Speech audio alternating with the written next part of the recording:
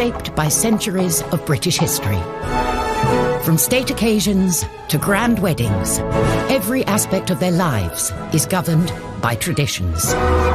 For the nation, they provide spectacular moments. Everything the royals do has symbolism, has significance. We take a look through the Royal Rulebook from the very beginning. The traditions of birth. We have this tradition of royal women coming out of hospital, having just given birth, carrying the baby, having to look all happy. We examine the traditions of marriage. It was always a sort of belief that the prospective bride had to be a virgin. Diana obviously proved to be the ideal virgin. And those of grand state occasions. My lords and members of the House of Commons. The Queen does not come to the Commons. The last time a monarch came to the Commons was Charles I, and he rode his horse into the Commons and tried to arrest 5 MPs. We meet the photographer who spent decades covering royal traditions. I was actually witnessing history in the making, there's no question about that. And we shine a light on the modern royals who are shaking up the system by doing things their way. I loved that Meghan came out and really showed her post-bump. We reveal the moment Obama got it horribly wrong. You can see Her Majesty sort of look at President Obama as if to say, oh my gosh, what are you doing? And the incredible letters from Princess Margaret to Parliament when she nearly caused a crisis by breaking tradition. She said, I am particularly anxious that whatever may happen may not cause any embarrassment either to you personally or to the government. She knows everything is hanging on this. These are the secrets of the royal traditions.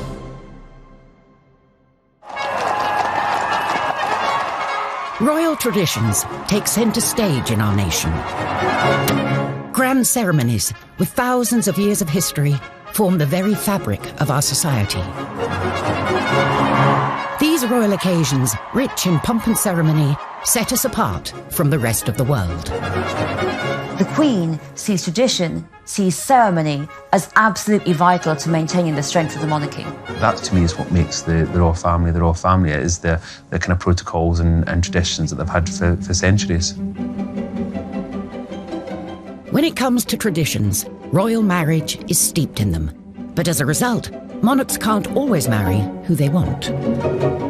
Prince Charles met Camilla when he was young and single. He was introduced to her through her flatmate. Camilla had been dating Andrew Parker Bowles, and then they split up in 1971. She then met Prince Charles. Apparently, she said, my great-grandmother was the mistress of your great-great-grandfather, so I think we have something in common. Romance blossomed. But as a royal, love wasn't the only consideration Charles had to have in mind. There was still that tradition that whomever he married, who would be the next Queen of England, had to be a member of the nobility and had to be whiter than white. There was a sort of general belief that the heir to the throne should marry a virgin. The pressure for Prince Charles, and really everybody else before him, was huge. You know, there are all these, ticking of the boxes. Charles's cousin and godmother, Patricia Mountbatten, said Charles never actually asked the Queen for formal permission to marry Camilla, but if he had, I don't think it would have been allowed. Charles, no longer the young bachelor, was under growing pressure to find the perfect bride. Enter the blue-blooded teenager, Lady Diana Spencer. She was young, she was from a good background, and it was insinuated that she hadn't had a lot of relationships before. There was pressure on him to get engaged and to get married, because at 33, he really had to produce an heir.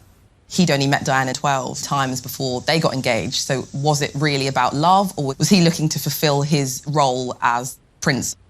Prince Philip did write him a couple of notes saying, you've got to make up your mind, yes or no. You can't keep this girl hanging around. At 3 o'clock, Prince Charles and Lady Diana appeared for the first time in public. With the words of his father ringing in his ears, Charles bowed to tradition and quickly moved to close the deal. And I'm amazed that she's been brave enough to take me on. And I suppose in love. Of course. Whatever in love means. particularly now, through the eyes of the 21st century, we watch that interview and just cringe, because he either didn't love her or he didn't know how to tell her he loved her. In July 1981, the traditional fairy tale wedding played out in front of a global television audience of 750 million. But both, in fact, had reservations. A couple of days previously, Diana had had supper with her sisters, and she said, I don't think I can do it, I don't think I can go through with it. And one of them said, "Bad luck, Dutch," the nickname for Diana, "Bad luck, Dutch, your face is on the tea towel now, you've got to do it." And she already at that point thought that Charles had a mistress in Camilla Parker Bowles, and of course, she was right. Tradition, which brought the two of them together, was not enough to save the marriage, which ended in separation in 1992 and finally came to a close in 1996 with divorce. The traditional way of doing things just didn't work. If Charles had been allowed to sort of pursue who he wanted and marry who he wanted, it would have saved Diana a lot of heartbreak, and it would have saved the whole family a lot of heartbreak. Coming up, the very special christening gown, passed down through every royal generation for over a century. The Honiton lace christening gown is the most wonderful symbol of royal tradition. And discover how Princess Margaret had to choose between breaking tradition and losing everything. They say to her that yes, she can marry him, that's fine, but she must lose her title and she will lose her position.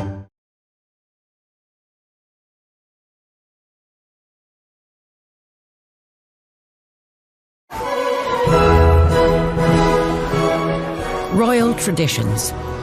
They don't just make for grand occasions full of pomp and ceremony. For the Queen, they're an important reminder of the link between God and the monarchy. The Queen is head of the Church of England. She's Supreme Governor of the Church of England. She believes in her role, and believes in her role as being one for life. And for any royal, these traditions start from the minute you're born. The proud and now rested father was the first to arrive this morning. One wing of a hospital in West London has become synonymous with royal traditions when it comes to births. Prince George was born at the Lindo Wing, where his father was born and his uncle was born, and so many other royal babies have been born. Kent Gavin covered every Lindo Wing photo call for over 35 years, starting with Prince William. Well, we went down there, anything up to, I think it was about 2 weeks prior, because we weren't exactly sure of the date. Police had to put barriers up, and the roads were sealed off, and we used to chain our step ladders so that they could not be moved. And you wrote your name bit on felt, Kent Gavin, Daily Mirror, or whatever it was. Less than 2 days after arriving here, Prince, Princess and baby Prince emerged to the cheers of the crowd. It was over in minutes, you know, everybody shouting and screaming, but of course it was front page pictures.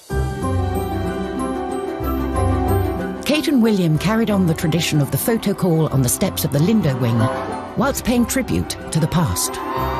We saw some lovely symbols that harked back to Charles and Diana.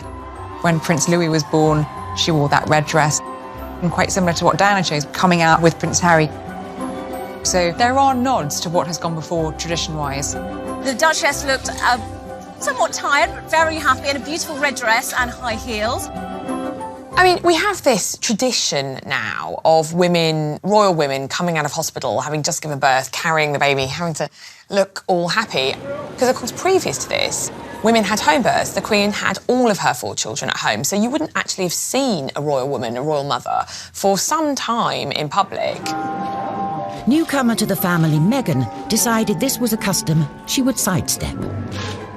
Meghan didn't want it at all. I mean, she's changed the rule book totally. I don't know whether she went and did it because just changing tradition. She didn't want to have that frenzy.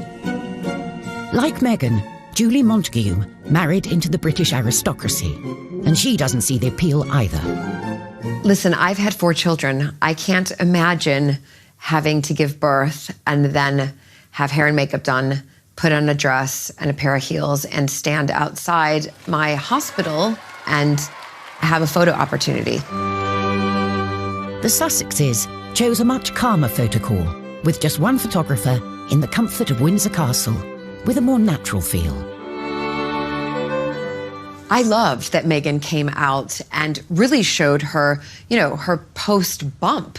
Your stomach does not go right back in 2 days later. It takes a lot of time. So I think for women all around, it was a breath of fresh air to see her come out and look like that.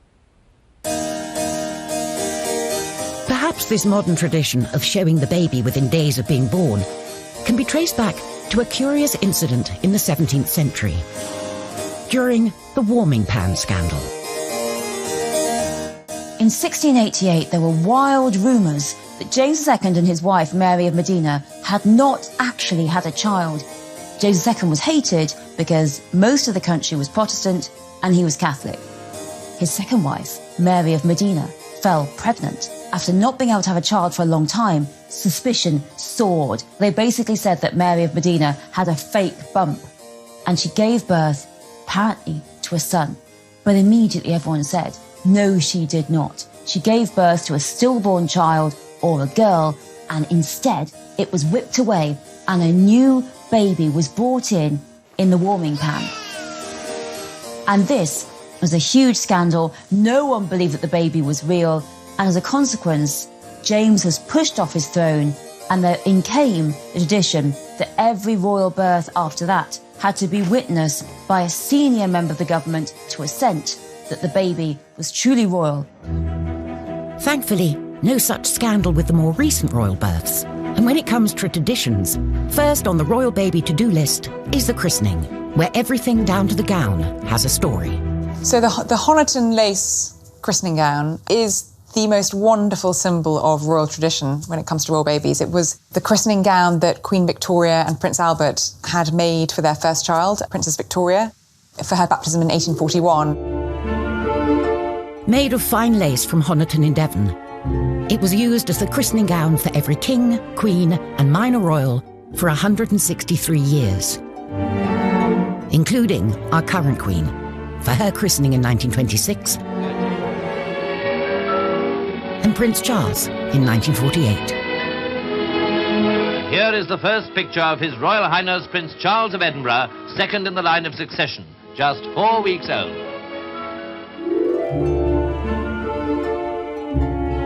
Over 30 years later, he carried on the tradition with his own son. Granny was christened in this. Great-granny. And I was. Look, I was christened in this. Looks remarkably well despite it. The Victorian gown finally took one too many royal dribbles. And then in around 2004, when Prince Edward and Sophie Countess of Wessex's firstborn, Lady Louise, was wearing it, the Queen noticed that it was looking quite fragile. And she commissioned her dresser, Angela Kelly, to make an exact replica of it to be worn by future babies. And since 2004, the gown has been worn by every royal baby, right up till Archie. As well as the gown, a big part of the christening experience is the all-important pictures with the family. Kent Gavin was handpicked by the palace as the only photographer for Prince William's big day in 1982. On arrival at the palace, I was given a list of the running order to which I could expect the photo call to take place. And the first one was Diana and Charles, and the only thing was that William's crying his eyes out. But Diana had the solution to that on and off during the photo call, and that was to put her little finger in his mouth. About 3 minutes had taken place before that picture was taken because of William hollering and hooting. But then, as it was like military clockwork, the Queen came out, Philip, Queen Mother, just sat down perfectly posed. It had all been organised and rehearsed for us. But it was William who was stealing the show, obviously, because of his crying. And normally we would have been present for those sort of pictures. This particular picture was the one that most of us ran on the front page. Many years later, William requested a copy of that picture, to which I sent him, and he sent me a very nice letter in reply.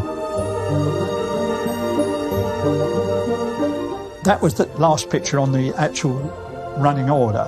And I walked across to the Queen. I said, "Excuse me, ma'am, but There is one very important picture missing, and that is the Queen Mother, the oldest and the youngest. And she went, goodness me, how have we missed that, And she called out, mother, mother, and she sat down there. Diana handed William over, and that magic, yes, wonderful picture. And of course the Queen was very grateful as well. She has a whole set of all of these pictures. Royal babies aren't just born into the Windsor family, but into an institution with hundreds of years of strict traditions.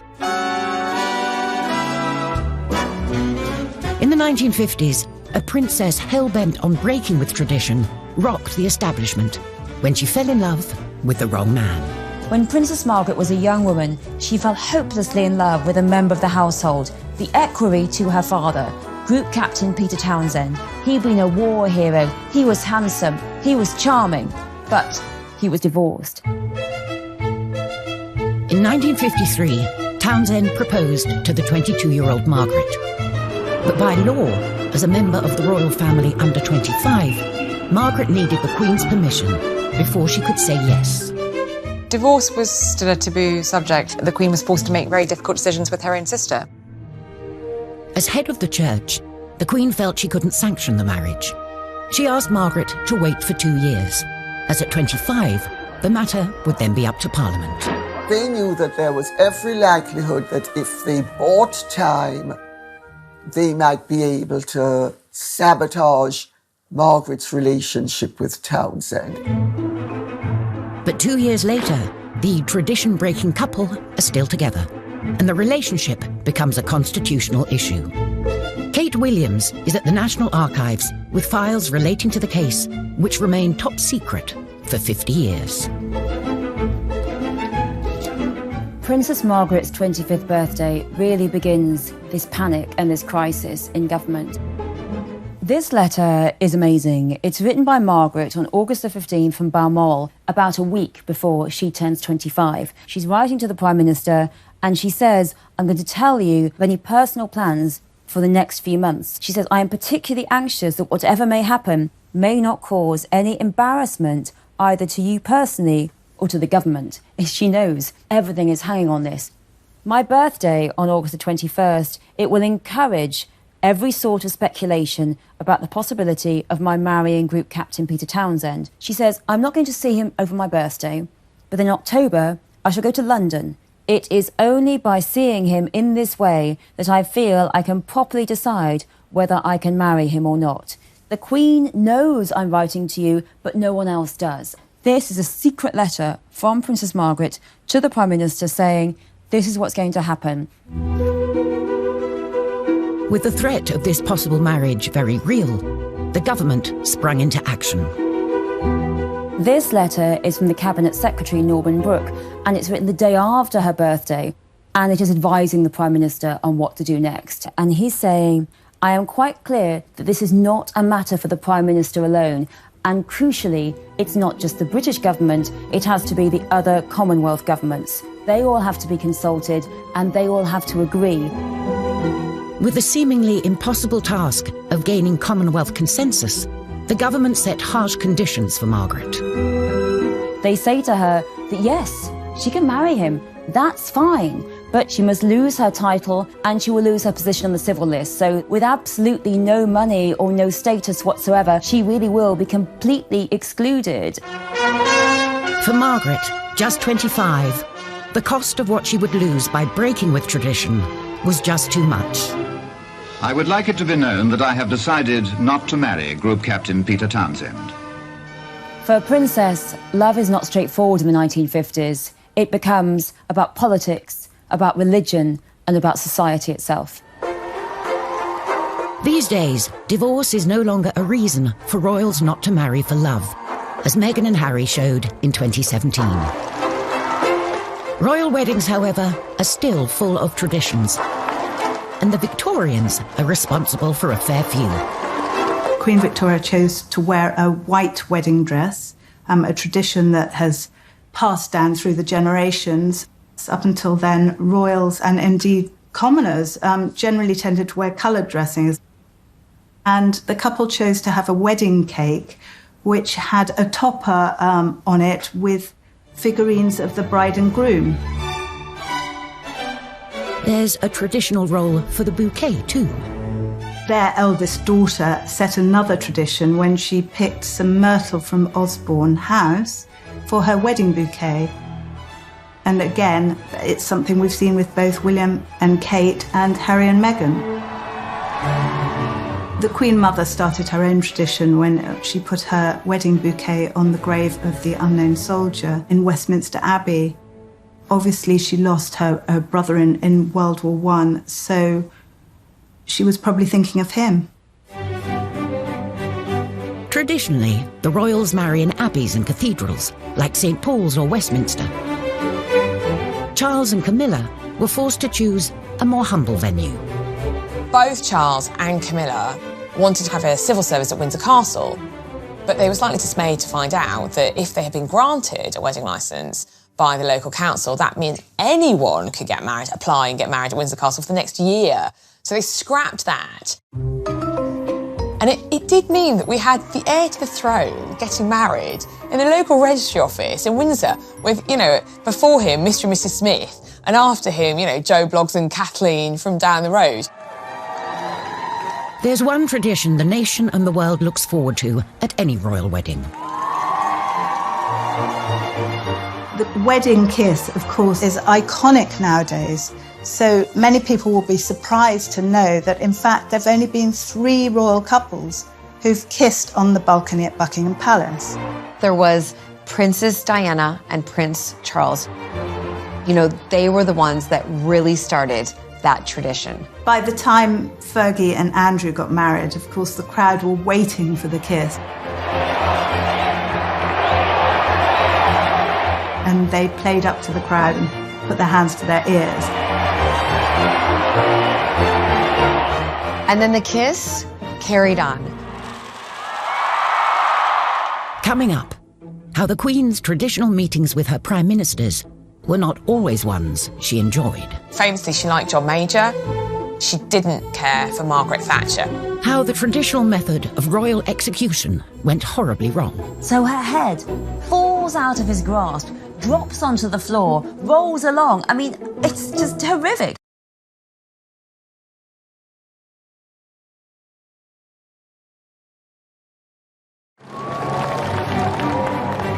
Our Queen, the longest-serving monarch in British history. For 67 years, she's been front and centre at every ceremonial event, from trooping the colour to state opening of Parliament. If the Queen were a stick of rock and you cut it through, you would read duty written on her insides. As head of state, it's the Queen who has to give final sign-off before any act of Parliament can become law. And every year since 1952, she's travelled to Westminster to read out the legislation of her government, missing the event just twice, when she was pregnant with Prince Andrew and then Edward. State opening of Parliament, it's absolutely full of tradition, but each of the traditions means something.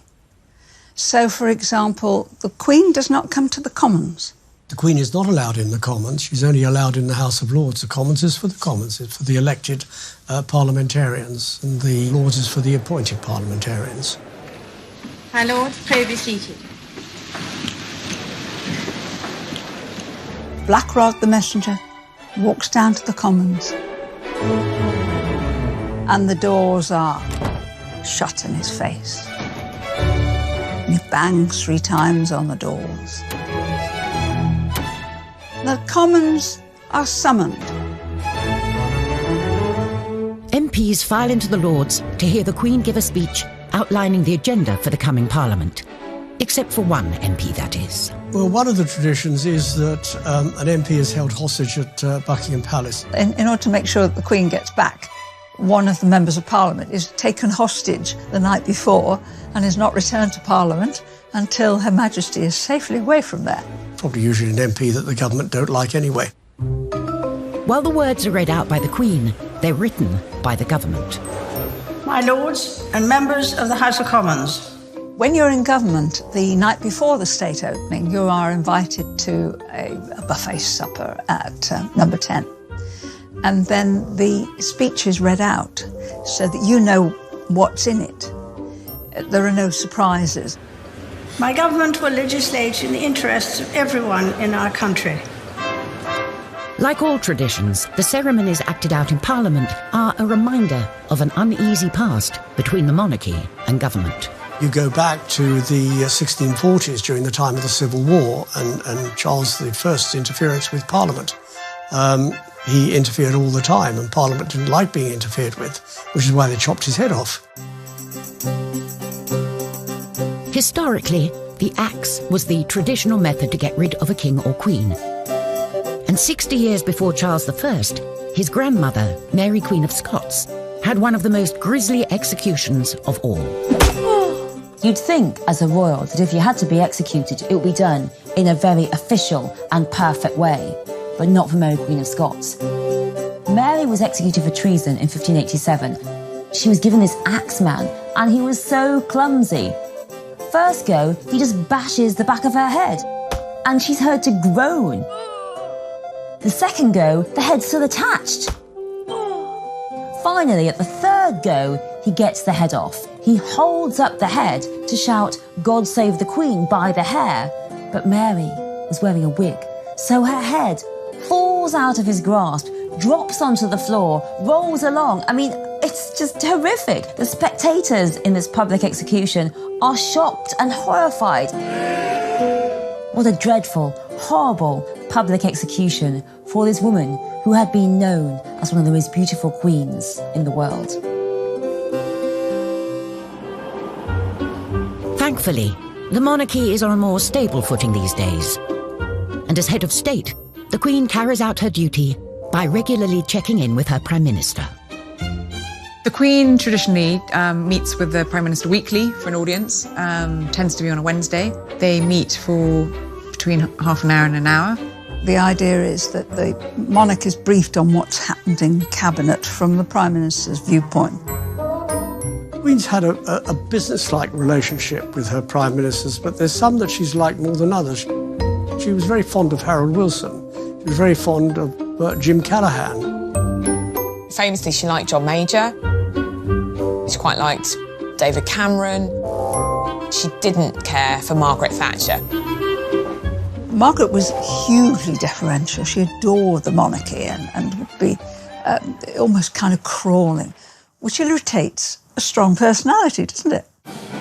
And Margaret Thatcher may also have rubbed the Queen the wrong way when, in 1982, she took the salute from the armed forces, a role usually reserved for the Queen. Margaret wouldn't have done anything deliberately to insult the Queen. Oh, no.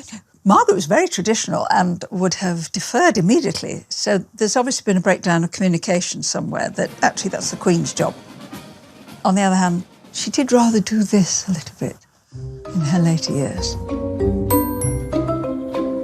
While the rest of Parliament is on their summer break, the Queen hosts the Prime Minister in a supposedly relaxing gateway in the Scottish Highlands. Every year, again, another tradition, every Prime Minister is invited to a long weekend at Balmoral where the Queen spends... He's wearing a wig, so her head falls out of his grasp, drops onto the floor, rolls along. I mean, it's just horrific. The spectators in this public execution are shocked and horrified. What a dreadful, horrible public execution for this woman who had been known as one of the most beautiful queens in the world. Thankfully, the monarchy is on a more stable footing these days. And as head of state, the Queen carries out her duty by regularly checking in with her Prime Minister. The Queen traditionally meets with the Prime Minister weekly for an audience, tends to be on a Wednesday. They meet for between half an hour and an hour. The idea is that the monarch is briefed on what's happened in Cabinet from the Prime Minister's viewpoint. The Queen's had a business-like relationship with her Prime Ministers, but there's some that she's liked more than others. She was very fond of Harold Wilson. She was very fond of Jim Callaghan. Famously, she liked John Major. She quite liked David Cameron. She didn't care for Margaret Thatcher. Margaret was hugely deferential. She adored the monarchy and would be almost kind of crawling, which irritates a strong personality, doesn't it? And Margaret Thatcher may also have rubbed the Queen the wrong way when, in 1982, she took the salute from the armed forces, a role usually reserved for the Queen. Margaret wouldn't have done anything deliberately to insult the Queen. Margaret was very traditional and would have deferred immediately. So there's obviously been a breakdown of communication somewhere that actually that's the Queen's job. On the other hand, she did rather do this in her later years. While the rest of Parliament is on their summer break, the Queen hosts the Prime Minister in a supposedly relaxing gateway in the Scottish Highlands. Every year, again, another tradition, every Prime Minister is invited to a long weekend at Balmoral where the Queen spends... The sitting Prime Minister of the day will very often go up for a long weekend with their husband or wife and spend time with the Queen up there. Tony Blair and Cherie hated it. Cherie talks of being really embarrassed about the servants at Balmoral unpacking all of your bags and you're putting all your clothes away. And I think she famously said that she didn't want to pack contraception because she was so worried about them seeing it in her bags. And I think that's where their youngest son, Leo, was conceived. You know, there's a wonderful story about Tony Blair, the first time he was really talking to Prince Charles as he was Prime Minister. I was saying, what do you want us to call you? And Charles just looked down his nose at him and said, you call me Sir. From garden parties to public engagements, between them, the royals meet thousands of subjects every year. Protocol helps ease the encounters and avoid awkward moments for either side. Etiquette and protocol is important for the royal family because it tells people what to do. With the Queen, you would say Your Majesty, followed by Ma'am, and yes, it's ma'am as in ham, not ma'am as in farm. And with any other member of the royal family, it would be Your Royal Highness, followed by Sir or Ma'am. If you're a British subject lucky enough to meet the Queen, you're expected to bow if you're a man and curtsy if you're a woman. Now, for men, it is not a bow from the waist at the end, like you would do at the end of a stage show. All it is a gentle bob at the neck, like so. Now, for ladies, you would do a curtsy. You keep your hands by the side, as straight back, one foot behind the other, and just a gentle bob at the knees. You don't need to do a terribly deep, grand court curtsy, like Theresa May or Margaret Thatcher did. Totally fine 80 to 100 years ago, but today, just a small curtsy will do. We need to show the monarchy some respect, so when Her Majesty has finished interacting with us, if we are the ones leaving the conversation, we don't show our back. We don't just go, yeah, bye, and walk off like so. Instead, you take a few steps backwards before turning and walking away, trying not to show your back. Sometimes, even world leaders get protocol wrong, as President Obama demonstrated when he spoke over the national anthem during an embarrassing moment in 2011. Her Majesty, the Queen. So President Obama has asked everyone to stand up. So far, so good. He says the words, Her Majesty, the Queen. That's all he needs to say. Remember, it's a toast, not a speech. And then, just in that slight pause, For the vitality of the special relationship. The musicians start playing God Save the Queen. You can see Her Majesty sort of look at President Obama. To this blessed plot, this earth, this realm. And then Her Majesty herself breaks protocol. She actually interrupts the national anthem. To the Queen. And says, oh, that was very kind, thank you. So she deliberately breaks with the etiquette in order to be more well-mannered. For the monarchy, a break with protocol is rare, but occasionally it attracts people who are rule breakers keen on shaking up the system. Princess Diana was kind of the ultimate royal rule breaker, really, because she dragged the royal family kicking and screaming into the 20th century. She definitely helped transform the monarchy, and I think the royal family we've got today, especially through our boys, is very much through her influence. The Broderick ward of the Middlesex Hospital is the only specially designed AIDS ward in Britain. It was how she engaged in her charity work, which was perhaps the biggest departure. She was really the first royal that we saw in public hugging children, putting children on her lap. When we did the HIV/AIDS campaign, we were tackling serious misunderstanding and prejudice. We had a disease that was rampant and that was killing people in a horrible way and for which there was no cure. She came, she sat on the beds of somebody who was dying of AIDS, she held their hand, and it made a difference. It really did. But this break with tradition came at a cost. By opening up more to the press and the public, she grew more vulnerable to the darker side of media attention. She said to me, "Do you know, Ken, I was coming out of Harvey Nichols a couple of weeks ago, and I got into a taxi, and two paparazzi pulled up at the lights. One got off the back of the bike, undid the cab door, and she fell into the well of the cab. And he said, this person, raise your head, I've got a mortgage to pay." She was in tears when she related that story to me. I just felt for her. Behind the scenes, the monarchy wasn't happy with the change Diana was bringing. She was viewed by many within the institution as someone who was shaking things up too much. We wanted something a bit more safe, a bit more homespun. And she said, no, these are the things that need attention. These are the things that need to be talked about. It wasn't just how the royal family operated that Diana changed. She also changed the traditional way in which royals dress. Designer Jacques Azuguri played a vital role in moving Diana away from traditional royal dress and transforming her into one of the biggest fashion icons on the planet. I was always excited to see her step out in my dresses. There was just something about her wearing my dresses, you know, the Princess of Wales. And also the process leading up to her wearing that dress was always so friendly, so comfortable and exciting. This is one of the first times that she kind of went a little bit modern. It was, I'd say, probably about 4 inches above the knee, which for a princess was very, very short. Red was one of her strong favorites. As you notice, it had a little opening down the front. She wanted to actually wear it to there, showing a little bit of midriff. Of course, we didn't allow her to. Another famous dress Diana wore during an important night in 1995, where she smashed a vengeful fist through every conceivable royal protocol.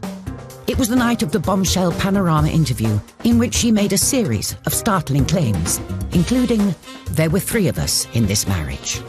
She called me actually 2-3 nights before the interview was going to go live. And she said, "Jacques, I need a dress. I've done an interview. I haven't said anything wrong. And I'd like to wear something really stunning and sexy." And I took 3 black dresses from the shop because, you know, the royals are not usually able to wear black unless it's for mourning. But of course now she could wear any colour she wanted. We unzipped them out of the bag and straight away she said, "That one." And she wore this attending a cancer fundraiser while the interview was going out. And again, the décolleté on here was very low for the time. Her birthday was coming up in July, and that's where we come to the birthday dress here.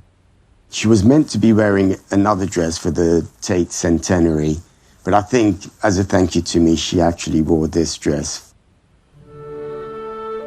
This was Diana on her 36th birthday. It was really a time of her breaking away from her past, really, the traditions, the royal protocol, and moving on with life as she really wanted to live it. And sadly, that was the last time she was seen in public with, you know, a full evening gown. Dear Jacques, I was quite overcome on opening the parcel. I'm absolutely thrilled to have been given such a beautiful dress for my birthday. Thank you more than I can possibly say for making this day, particularly special. Lots of love, Diana. Coming up, Meghan Markle's bumpy introduction to the world of royal traditions. Meghan was criticized for one of the most minor things I've ever heard about, like having a messy bun. And how the royals are kickstarting new traditions fit for the 21st century. When Sussex Royal came about, it racked up over 3 million followers in less than 24 hours, and that broke a Guinness World Record.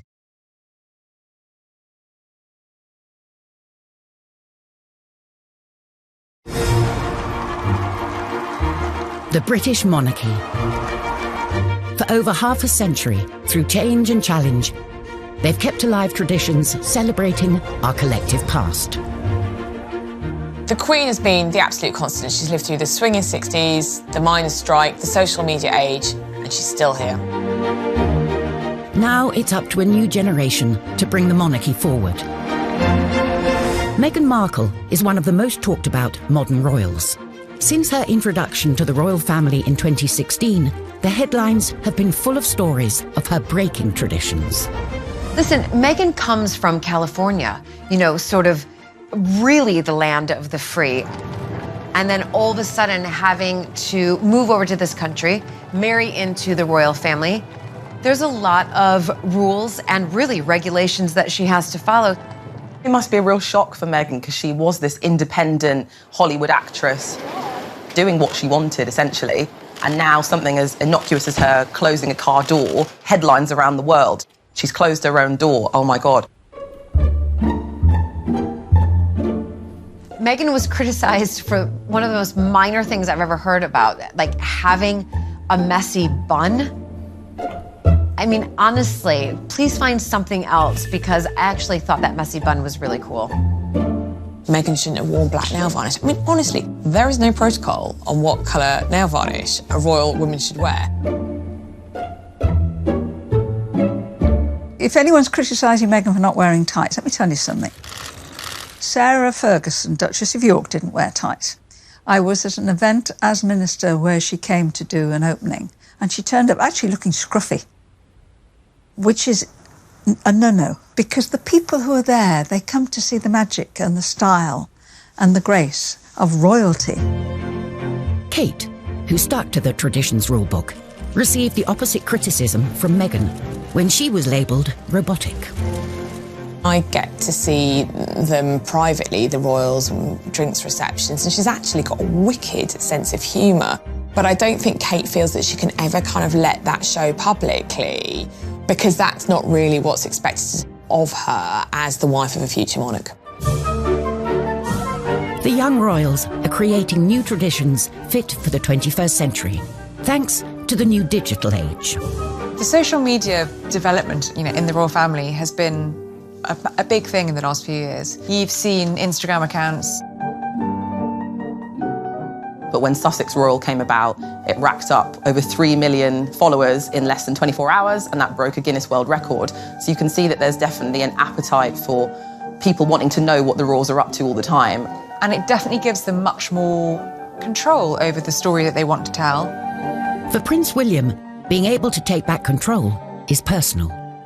William and Kate rarely allow their children to be seen in public, so their presence here guarantees a media frenzy. I was on a shoot with Prince William. We were talking about how things were regarding his mother. And he said, I can assure you that I will never, ever let happen to my wife or my children to what happened to my mother. Kate has increasingly taken the tradition of royal photography into her own hands. The royals are issuing and controlling their own images. I'm not on about the public events. I'm on about the birthdays or the special event. You get these lovely pictures that Kate issues.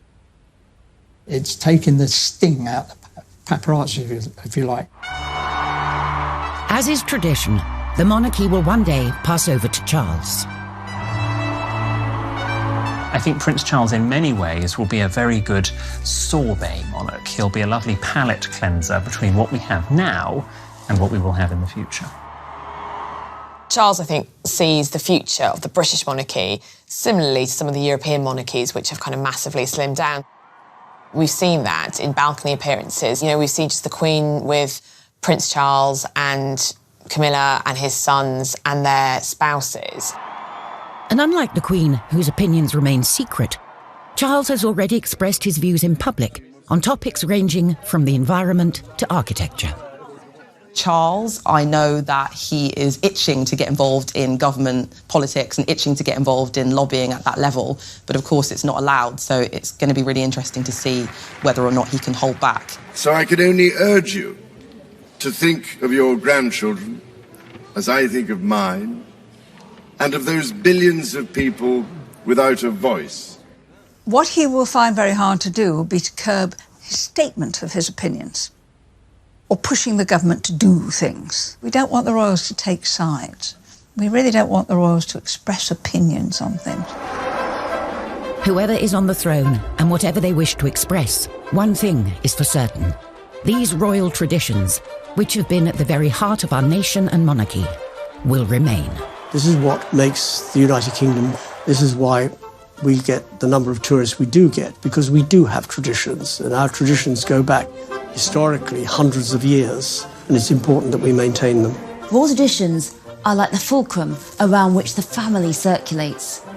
Individuals come and go, but the royal traditions are always there. All those great British traditions will remain. That is what makes the royal family the British royal family.